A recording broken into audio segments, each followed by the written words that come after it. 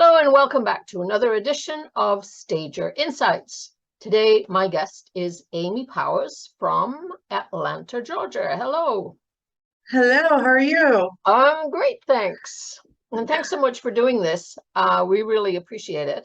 We're very excited to talk about this amazing topic of short-term rentals. So can you tell us first a little bit about you and your sort of development of your businesses throughout the decade? I think, is it 10 years you've been working in the field?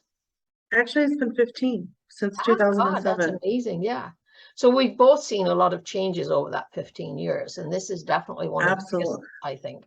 So Yes. tell us about your journey, where you started and how it's evolved to get you to where you are right now.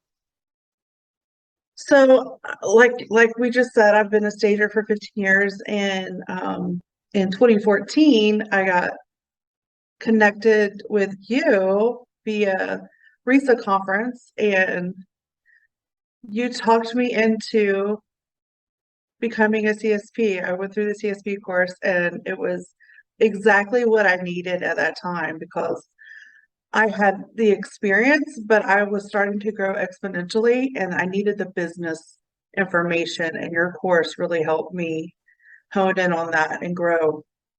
But how I started in the short-term rental industry initially was in 2019, the Super Bowl came to Atlanta, and I had some properties that were staged. And they approached me and said, "Hey, we would love to know if we could turn those for like a week or so into a short-term rental so we can make some revenue during the Super Bowl." And of course, our contract says no one's allowed to Absolutely be in the not. property. And so my contract was just actually, I've been told I have a pretty rigid contract. So I had to say, I didn't say no. I said, let me think about it, because I'm also the kind of person I want to take advantage of opportunities. And sometimes it's a no, sometimes it's a maybe, sometimes it's a yes. So after going over contract and modifying it and having them sign a waiver where I wasn't liable for anything because the house being staged is very different than a house that you would have for short-term rental. And they agreed to that, and we made sure the house had everything it needed. And that was the beginning of my journey in the short-term rental industry. And, I'm also the kind of person, I like the phrase fake it till you make it. So now I'm a short-term rental designer. So I start marketing myself as that because technically, I did design that. So I started So getting more. Go ahead. go ahead. What I was going to say was to you was in that 15 years, you actually built your staging business and had a storage Right. warehouse, Warehouse. inventory. You went through all of the pains that, the regular stager goes through. So you Yes. mentioned just briefly that there's a difference between preparing a property for sale and then preparing one for short-term rentals. So maybe talk about that a little bit. Yes. So there are several differences, and I do talk about it in more detail in my course, but let's talk about it really briefly, because that is an important thing to consider if you're a stager and you're considering, I'm trying to minimize my screen so I can see there we go. So if you're a stager, you're in the industry, you have certain things that are really essential for you to have in your toolbox, in your mindset, and so forth. So as we're preparing a property for sale, obviously, like I just mentioned with our contract, there's limited use of wares, of things that are going to be like no sleeping in the beds. The towels are there for looks, not for the contractor to wipe their dirty hands on when they feel like it, because that has happened. The buyer is your key demographic, right? Yep. And then you have, in staging, you do not have to consider the taste or style of the owner or the seller because we are designing the property for that target demographic. Mhm. Durability is also not top priority. as it would be in short-term rental. And our palette for staging is going to be more neutral. And one of the most important things is that we're in the real estate industry as stagers, right?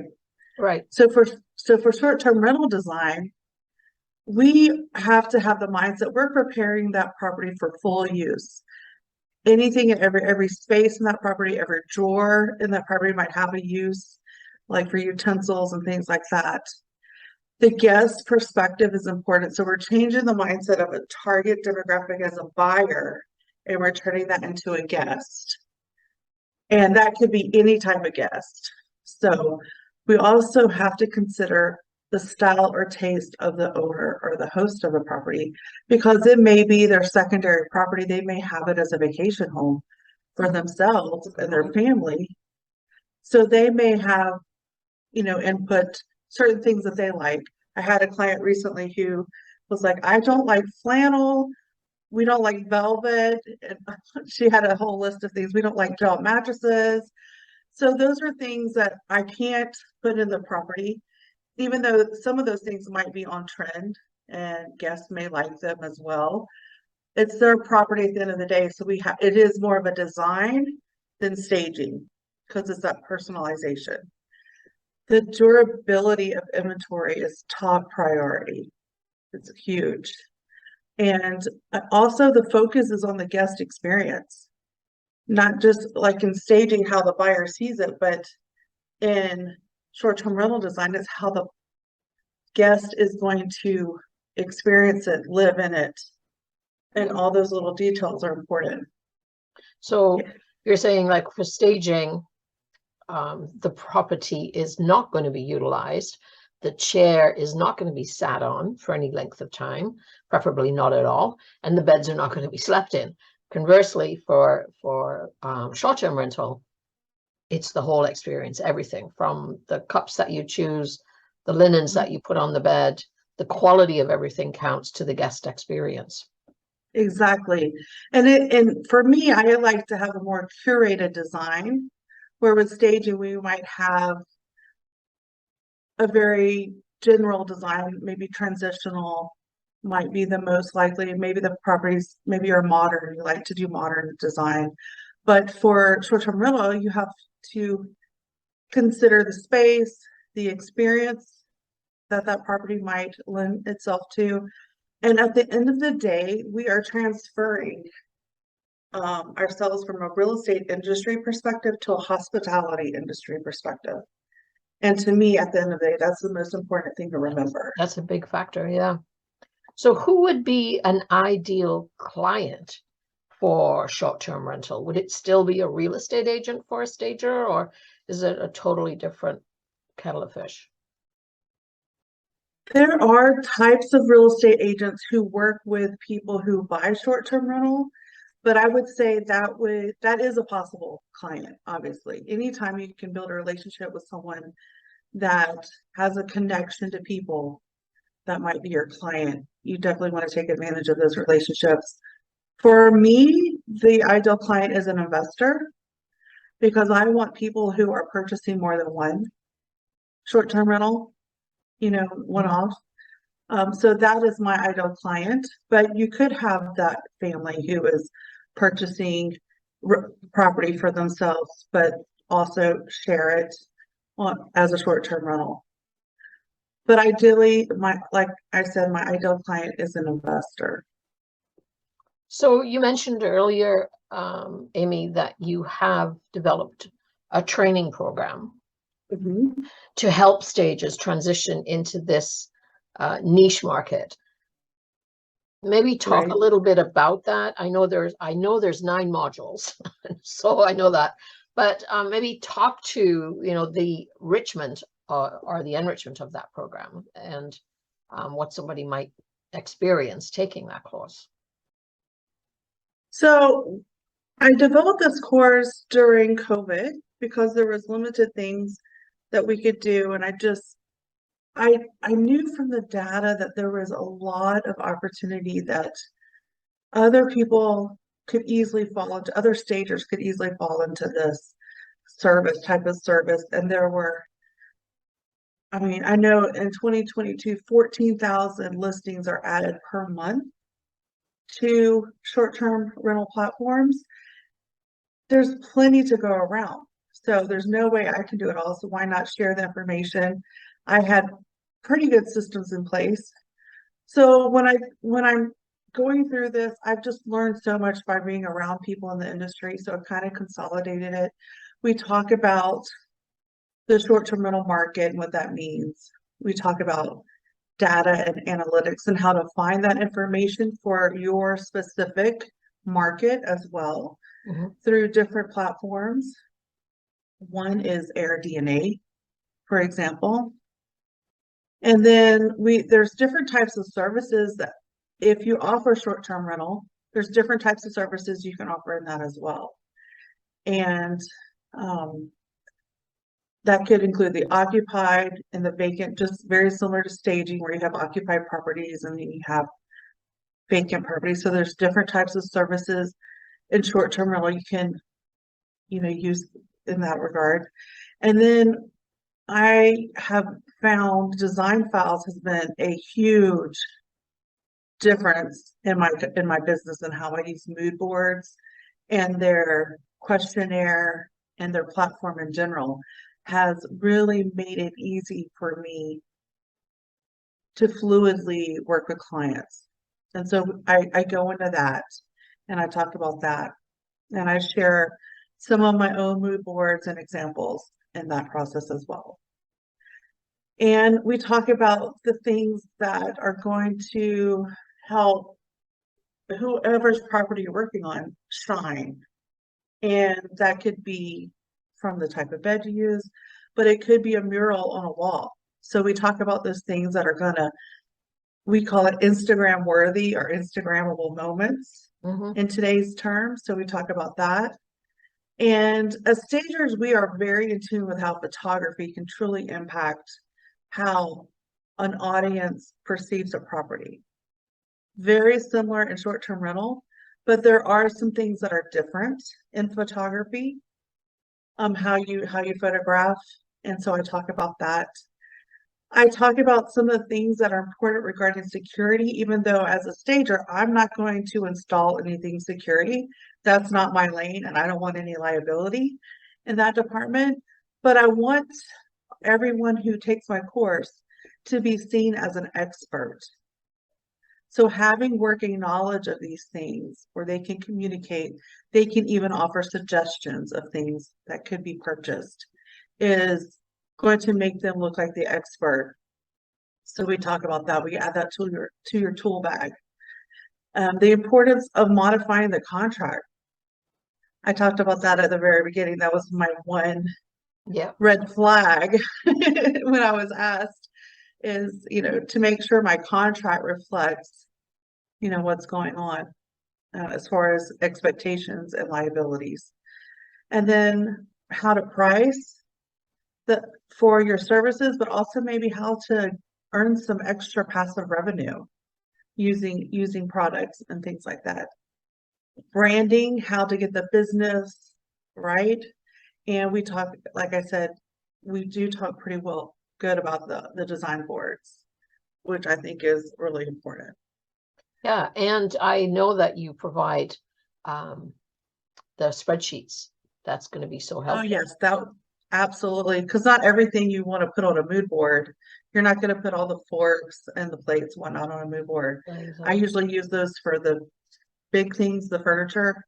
So I have spreadsheets that are the smaller things, and also one of the tabs will things that make the property pet friendly, child friendly, and then also, like I said earlier, have a list of security items so that you could share the spreadsheet with a client and they can use it as a checklist for themselves as well. Excellent. So what would be a challenge that someone who's, let's just say, stumbled into a short-term rental opportunity, could something happen for their own business if they don't have the correct training and knowledge for doing this work? I mean, like you said, fake it till you make it, and a lot of us are really good at that. But what can we foresee as something that could be potential liability or a big mistake that someone could make? Well, this is the first thing that comes to mind when I hear that question is, first of all, fake it till you make it doesn't mean that you're not educated, right? It doesn't mean that you don't have the training to do what you need to do or the experience necessary. But like I said earlier, the biggest mistake I have seen other stagers do, and I see it all the time. Oh, someone asked me to do a short-term rental, and I have like 2 weeks to do it. And you're probably not going to be very successful if you set yourself up like that. You're setting yourself up for failure because you have to learn resources. You have to have a working knowledge again of what's staging versus hospitality. And then there are things that could hold that owner liable for harm to a guest if they're not considered properly. And one example is making sure that the furnishings can handle any type of body weight. Any body type can sit in a chair. Any body type can lay on a bed without it falling apart or someone getting hurt. So the liabilities, which can fall back on the designer, That's right. but it will hurt the host, and that's never a successful scenario for anyone. It's also, to me, it's like a knowledge of, well, how many towels do you put in there and how many sets of dishes or all of those? Yes. Are you bringing coffee Yes. pods or are you putting laundry, powder in all of those types of things? Now, tell me this, is it, there's a tendency, I should think, to think of short-term rental as vacation only rental. And, there's lots of cities that are nowhere near something that, people would go to for a vacation. So if your market or where you live is not a vacation destination, is there still an opportunity to get into this niche? That is a good question. There are all types of people who are looking for places to stay that are not their own space. They could have a family reunion and need extra space for someone to stay at. And hotels are nice, but they don't have kitchens and they don't have the privacy. And short-term rentals are competitive to the hotel industry, vastly competitive. And there are nurses who the medical industry, there's a huge market for short-term rental properties for nurses and for other hospital staff, and people who may want to do a staycation, maybe not want to leave the area, but like maybe their kitchen's getting remodeled or they're having some things going on their own property. There's really no limit. What was that? There's been a flood, I was just thinking about, or there's been a the hurricane going through there, all those people, where are they going to all stay? Yeah, definitely not to make light of that, but that is a true scenario. Absolutely. Yeah. So there's all kinds of reasons. Okay. And, even though it may not be a huge destination location, doesn't mean that somebody wouldn't want to stay there. So there's no limitations. So in your course, you do talk about the marketing aspect of someone's business then. They're able to. Absolutely. Yes. Yeah. And that's something I'm really good at. I feel I do all my own marketing. I do my own website, not because I can't afford other people to do it. I just love to do it. And I know that what I want to share as my message is going to be communicated properly. I've had marketing companies spending $400 or $500 a month, which may not be a huge amount. It was to me at the time. Yeah. But I really never saw any return on that investment. But I get a return on my investment when I do it myself drastically. It's made a huge difference. So I can share great information on that. Terrific. Terrific. So what would be a big walkaway for our listeners today? Well, I've said it a couple of times, is that you have to get in the mindset that you're changing your services from a real estate to a hospitality. and the hospitality, it's a huge umbrella, the hospitality industry. But the part that we are focusing on obviously is going to be lodging. And it's also a part of the tourism industry if it's a Yeah, I was just going to destination. ask you that too, because I was going to say, are we in competition then with hotels? But you're sort of hand in Absolutely. hand with tourism as well, right? Because Absolutely. yeah. Right. So could someone who takes your course be an advisor to property owners who are looking to sort of support the tourism industry wherever it is they live? Yes. If And somebody already has a property, for instance, maybe I didn't clearly say that. If somebody already has a property and let's say their nights booked aren't high, then right, the taking nightly your revenue. program, yeah, They have low occupancy level is what that's the the term terminology. role. Yeah, That's what we'll say.